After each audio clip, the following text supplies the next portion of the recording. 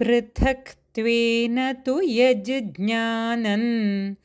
नानाभावान् पृथक्विधान्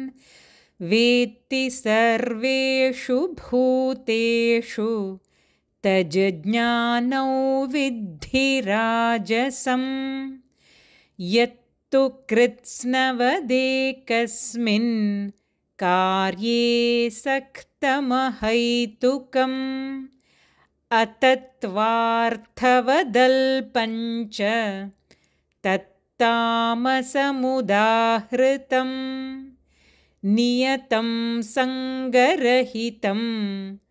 अरागद्वेषतः कृतम् अफलप्रेप्सुना कर्म यत्तत्सात्विकमुच्यते यत्तु कामेप्सुना कर्म साहङ्कारेण वा पुनः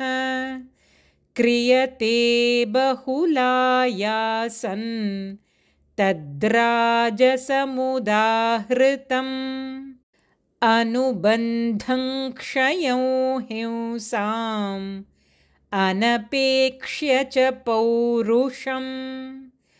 मोहादारभ्यते कर्म यत्तत्तामसमुच्यते।